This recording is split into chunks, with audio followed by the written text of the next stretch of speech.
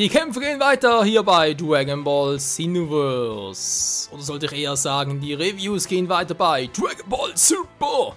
Ja, letzten Sonntag, sprich am 12. Juli war es nicht mal so weit. Rekrutiert im Teammitglieder, sehr schön für dich. SSG, SS Goku mit blonden Haaren, müssen wir verarschen. Ja, am 12. Juli kam die, wie, 12. Doch, stimmt. Am 12. Juli kam die zweite Episode von Dragon Ball Super raus und also im Großen und Ganzen war sie ähnlich wie die erste, sprich ziemlich viel gefillert. Andererseits war es auch von dem her ziemlich lustig. Okay, bevor wir gleich hier weitermachen, ich gucke noch nach Batman, ist klar. Ich gucke noch nicht nach Batman und auch nicht nach Ultra Cell, wenn man so schlecht, hey, sondern ich gucke nach Goku wegen als Meister und so weiter. Das Nachfolger zu Gotenks, aber scheinbar nicht da, deswegen geht es direkt weiter mit den Parallelquests und natürlich mit den neuen Parallelquests immer noch. Ja. Doch eher schnelles Spiel. Jetzt muss ich ganz kurz gucken, denn ich kenne dummerweise die Nummer nicht mehr. Beziehungsweise den Namen davon. Fertiger Plan, der hieß erstes Training. Okay, ich suche also danach.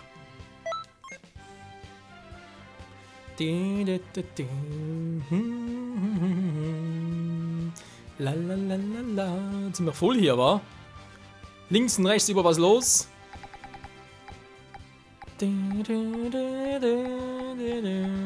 Jemand da, der gerade irgendwie ein fertiger Plan. Sieht gar nicht so aus, wa?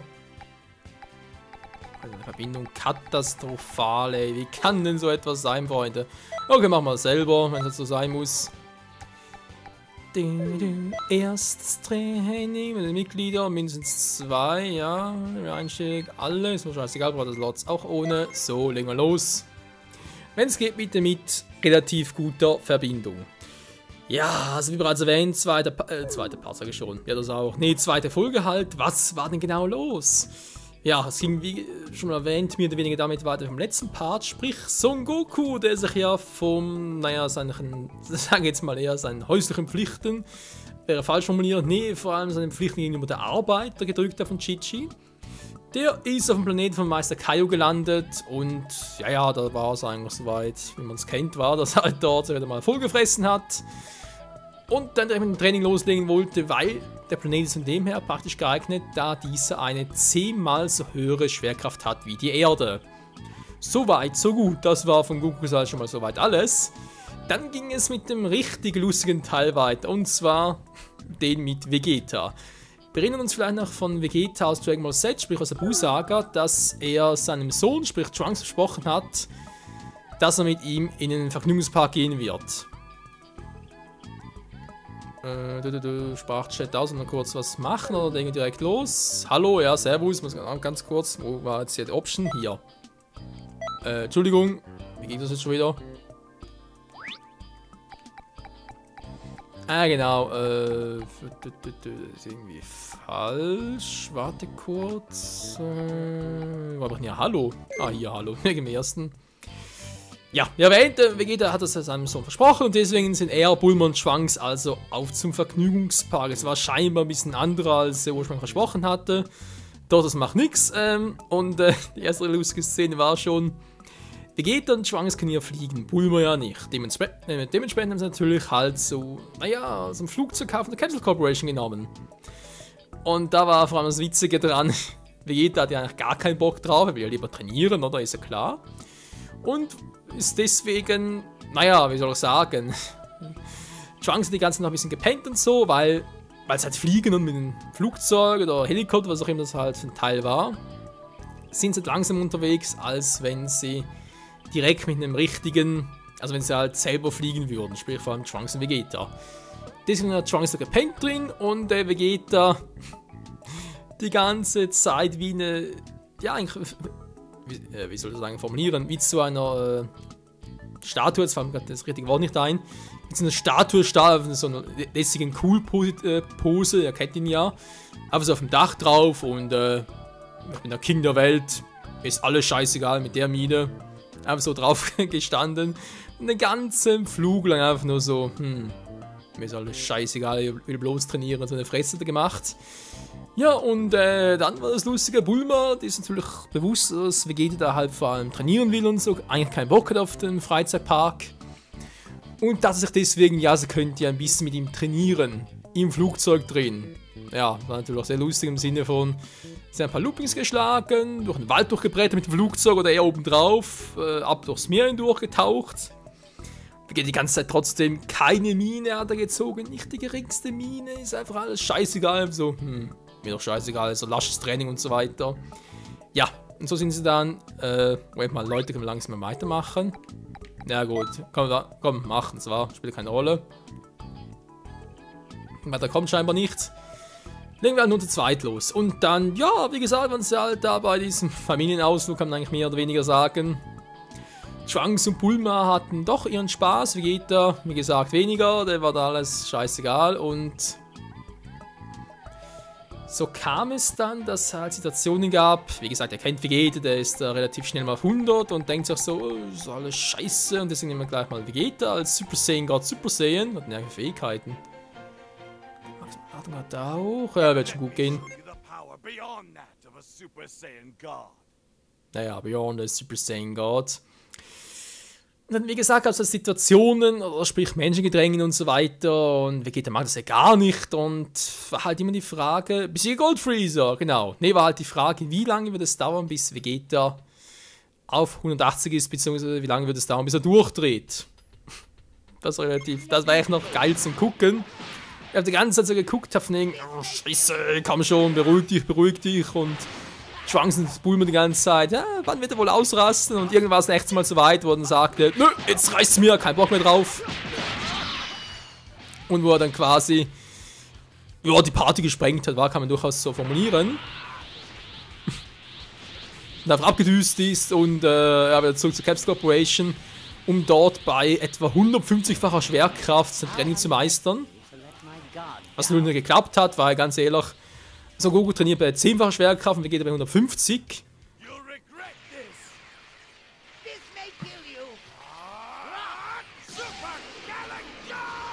Dann noch lange zum Aufladen war.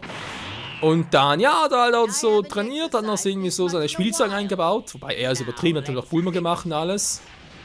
Man spricht so Laserkanonenmäßig und ausweichen muss. Also nicht so ganz geklappt, sprich, war ein bisschen frustriert am Schluss, dass er doch nicht so stark ist, wie er gehofft hatte.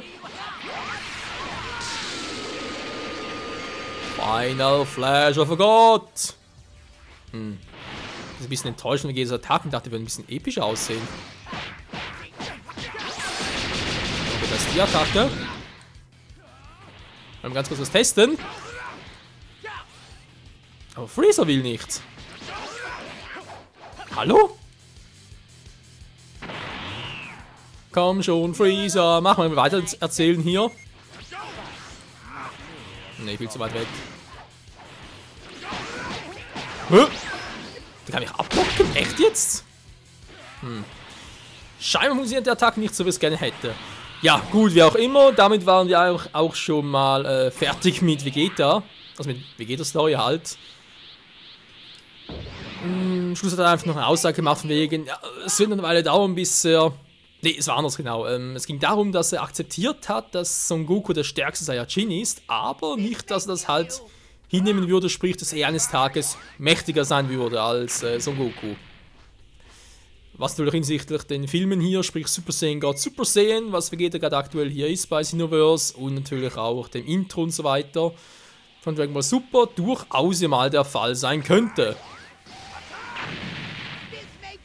Von dem her, ja, könnte mit dem Training von Goku und Vegeta noch interessant werden. Dann ging es auch schon weiter, und zwar natürlich mit Bills, oder? Auch der hat noch ein bisschen seinen Auftritt gehabt, und zwar war der wiederum auf einem Planeten, glaube ich, ein prähistorischer Planeten war es. Wieso genau da war, weiß ich jetzt auch nicht mehr. Aber, genau, es ging darum, die Whis war ja da, genau, und zwar sollte für Bills sollte irgendwie so ein, naja, besonders Fleisch besorgen, zwar von einem Dinosaurier, aber natürlich war ja bereits zu spät, sprich, Alter, wieso klappt der Trick nie? Okay, direkt weit zu, ja, Golden Freezer, servus. Naja, du mich auch Golden Freezer.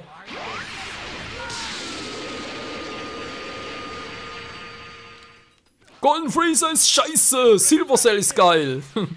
Gibt's ja noch gar nichts. Wie lange wie geht denn auflädt? Na, mich trifft. Ja, wie gesagt, hat Wizard nach diesem besonderen Dinosaurier mal gesucht, aber da kam ein Einheimischer, sprich so ein Insektenkrieger, kam dazwischen. Und dann kam halt, naja, Bills dazu, weil er war nicht gerne. Und dann erstmal gegen diesen Alien-Krieger, sprich dieses Insektenwesen, kämpft. Und dabei war da lustig, dieses Alienwesen, also dieses Insektenwesen, konnte sich auch transformieren.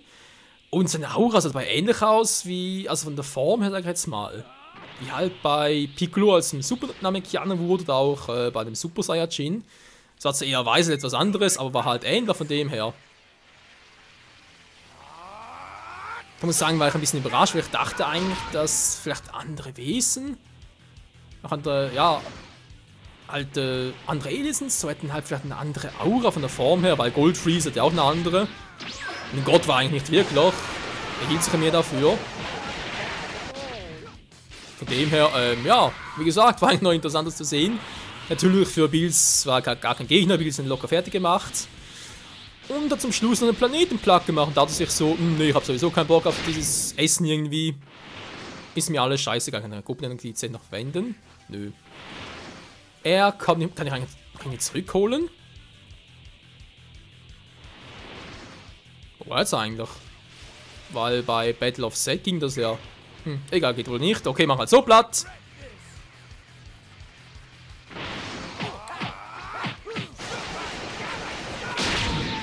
Yeah, Mann, du bist kein Gegner für Super Saiyan God, Super Saiyan. Vegeta.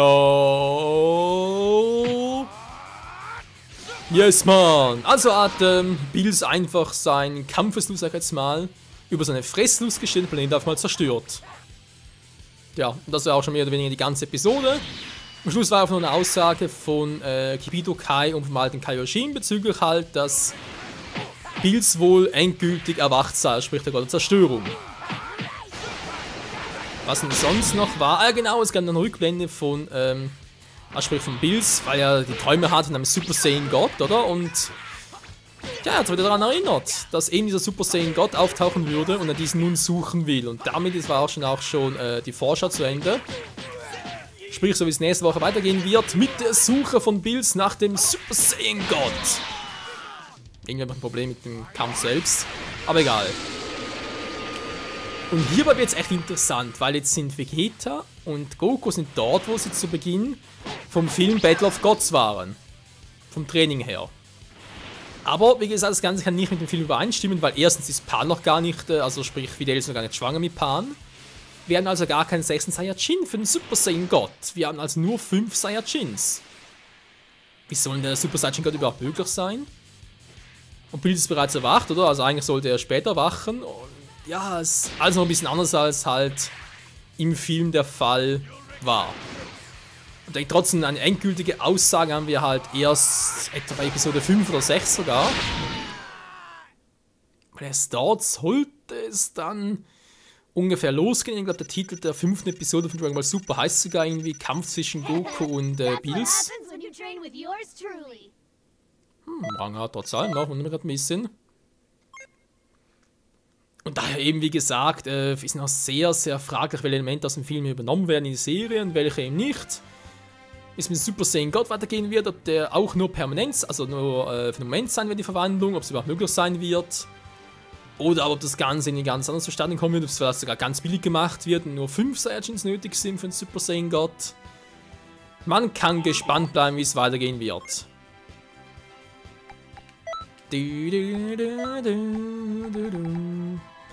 So, also mal gucken, wie das hier, was für Angriff, hat gerade was in der Auswahl, schnell Spiel und so weiter. Tja, jetzt von meinem persönlichen Fazit her. Ja, ist schwierig zu sagen, wie gesagt, ist alles noch ein bisschen so, ja, fillermäßig oder die Ruhe vom Sturm kann man ja auch sagen. Was machen wir? Die hier ist relativ gut vom Werfen fest. Nee, nehmen wir das mal.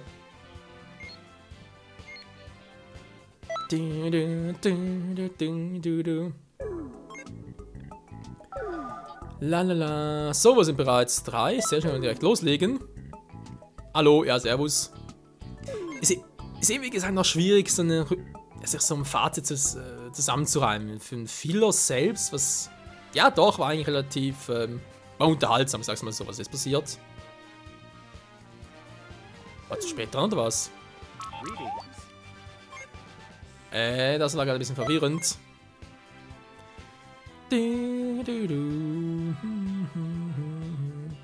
Aber sonst, ja, wie gesagt, von der ganzen Aufmachung her. Und vor allem halt eben auch, wie es überhaupt mit dem Treffen... Oh, ganz klare Verbindung. Bis zum Treffen besiegen SSG, SS, Goku und Vegeta. Oh, das war zu früh, war wohl für später aufheben. Na, scheißegal. Wenn das Ganze halt zustande kommen wird. Und das Treffen mit Bills und so weiter. Da ist ja eigentlich schon interessant. Eben auch, dass es anders ist als halt noch im Film war. Also es scheint jetzt so, wie es nachher sein wird. Sehen wir alles noch. Von dem her wird es sicher noch nächste Episode entspannend werden. Wobei eben, da geht es eigentlich mehr um die Suche nach dem Super Saiyan God. Also ob da viel dazu bekannt wird. Moment, wen nehme ich jetzt? Ah, kann man mal meinen. So. Meinen Charakter. Ja, und eben, ob es da wirklich viele Infos geben wird in der nächsten Folge bereits. Ob es irgendwie spannend wird, ob es bereits klar wird. Ja, der Film hat nichts damit zu tun und so.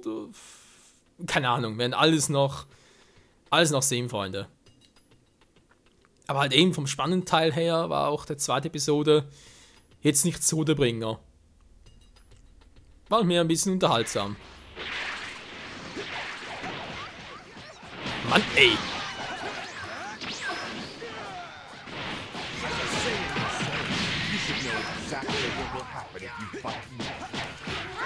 Du bist mein Gegner, Vegeta, und ich mach dich platt, Mann. Ich bin ja... Wie jetzt Kaioken kommt dir? Nicht schlecht. Ich bin momentan der Ultimate Michael. War nicht schlecht. Okay, das klappt so nicht. Super Ghost Kamikaze-Attacke! Sieht da noch viel ab, wa? Mann, Vegeta, ey! Ja, ist ja gar nicht mal so schlecht, wa? Wir sehen die ganze Zeit auf Goku los und ich habe ja alleine Vegeta. Naja, ist egal. Der Prinz Saiyajins gegen Michael Saiyan.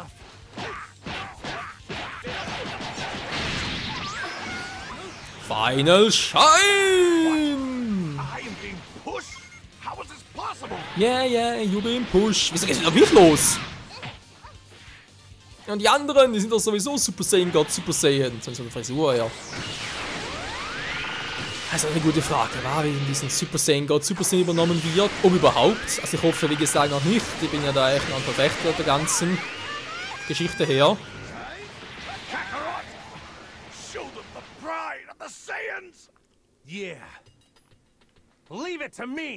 Ja, jetzt bin ich mal gespannt, was jetzt passiert. Ah, ist er da, hab ich gar nicht gesehen vorhin.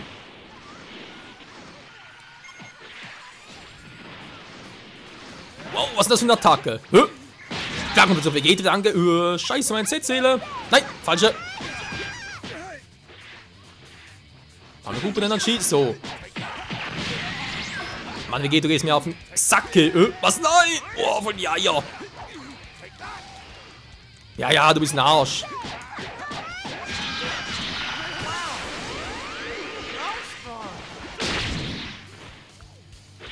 Wie bereits jetzt wieder? Oh Mann, meine Z-Seele ist in der Hinsicht echt ein bisschen mühselig.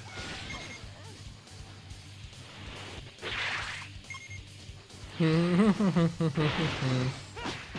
jetzt kommt jetzt... Oh, wieso eigentlich als Super Saiyan 3 direkt, nicht als Super Saiyan 2?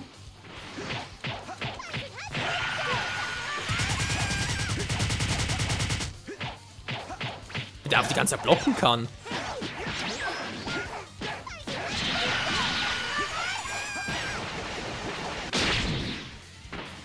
Und da macht er nichts mehr. Nee. Er kommt hinterher. Komm schon, ich lock dich an für Rokito. Boah. Autsch. Ich lebe trotzdem noch. Jetzt reiß mir aber.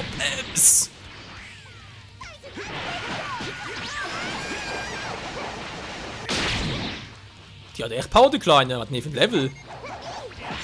Obwohl bereits Level 100 ist. Also Maximum mittlerweile, ouch, Level 99, keine Ahnung. So, Freunde, mir reicht's. Ich geh jetzt auf die Vollen.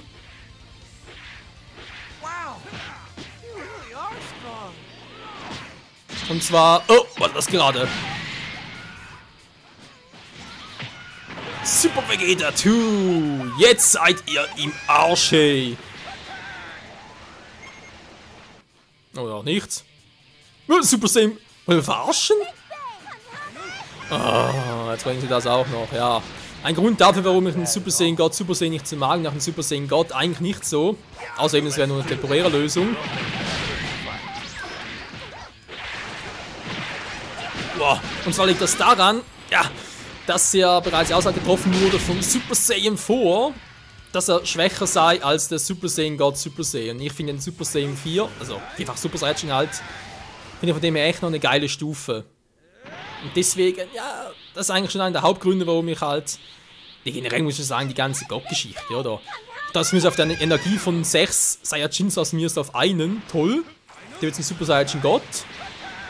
Und dann kann das Ganze nachher noch trainieren und so wird zum Saiyan Beyond God, nachher zum Super Saiyan God Super Saiyan. Und ist stärker als alles andere. Deswegen hoffe ich auch eben, damit halt das Ganze mit Dragon Ball GT noch irgendwie trotzdem irgendwie man einfügen kann. Hoffe ich halt trotzdem noch, wow, ist gleich eng, dass der Super Saiyan God Super Saiyan es gar nicht in den Anime von Dragon Ball Super schafft. Sondern eben, dass man irgendwie sagt, okay, Super Saiyan God ist möglich, aber nur temporär und ist nachher nicht mehr einsetzbar. Außerdem, du würdest wieder die Energie von 6 Saiyajins auf einen konzentrieren. So, da können wir ja auch so machen, wa?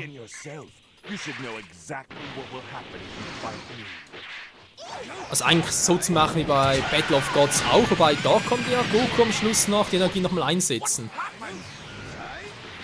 Also dass das eben nicht mehr möglich sein soll und jo. Wir haben trotzdem einen Super Saiyan God noch gut eingefügt, oder? Im Sinne von das Notfallszenario. Die Energie von 6 Saiyajins auf einen konzentriert.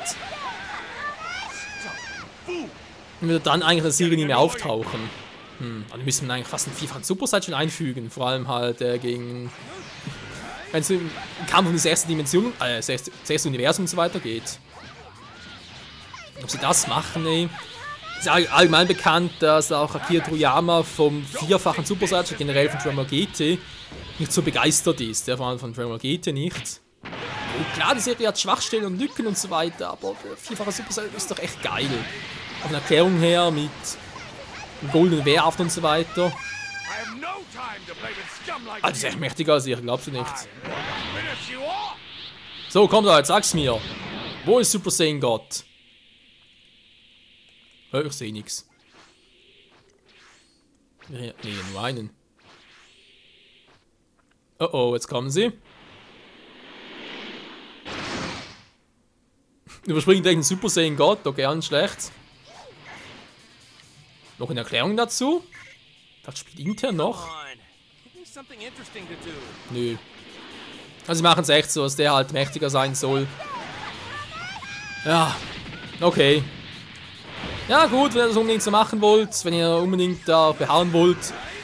Ein blauhaariger Super Saiyajin ist viel interessanter, viel cooler als ein vierfacher Super Saiyajin, von mir aus.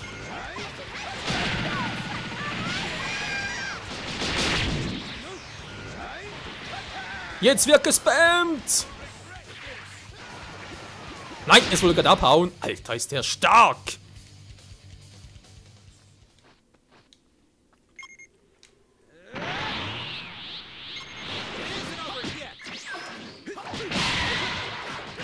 Was, das sind beide hier? Wollen wir verarschen hier? Okay, 2 Super Saiyan God Super Saiyan ist da für mich ein bisschen viel. Boah.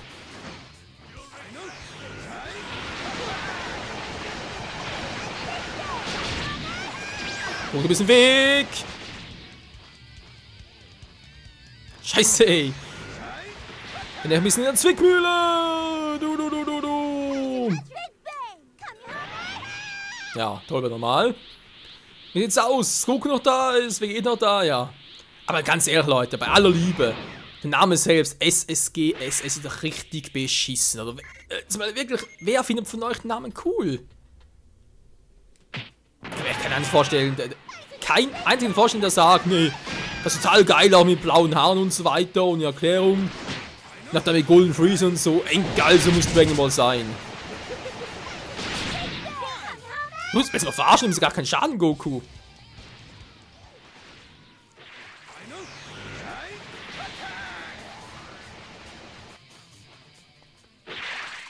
Mann, Goku, komm doch mal her, ich will dich platt machen. Boah.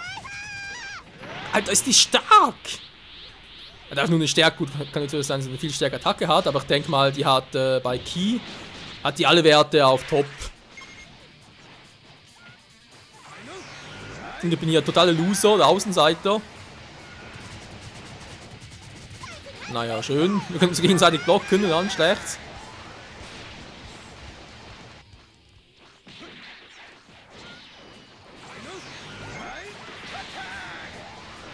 Jetzt trifft doch mal, Mensch! Alter, noch viel Energie leisten. Hä? Da hat gerade jemand mit mir geblockt, ich weiß schon gar nicht welcher. Kamehameha! Big Bang! Nein! Wow, Glück gehabt. Aber jetzt eigentlich kommen sehen. Komm schon, doppelte Kombi! Oh, es ist vorbei, Freunde, ich kann nichts mehr tun. Ich kann nichts mehr zum Aufhielen, zumindest das nicht. Da ist mich irgendwie, ja.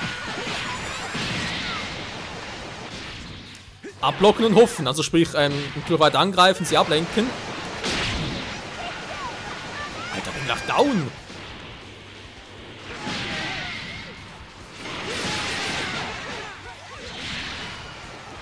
Ja, und das war's für mich. Michael Zane ist down. Im grünen Kreis her. Muss mich eigentlich jemand... Eigentlich müsste mich jetzt jemand da retten können, oder? Mal ganz kurz nach, was machen. Alter, ist die starke! Ja, also spätestens bei der Folge 100 sind wir auch so stark, kein Problem.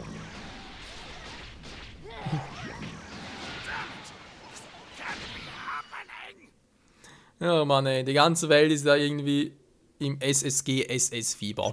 Nun gut, das war's einmal wieder heute, also hier natürlich, heute hier, wie auch immer, zum Review von Dragon Ball Super Folge 2 und natürlich auch noch ein bisschen Dragon Ball Xenoverse im Hintergrund. Nächstes Mal geht's dann hier weiter und ja, mal schauen, wie es dann auch im Anime weitergehen wird, ob wir ein bisschen was Interessantes erfahren werden. Bis dahin, ciao zusammen!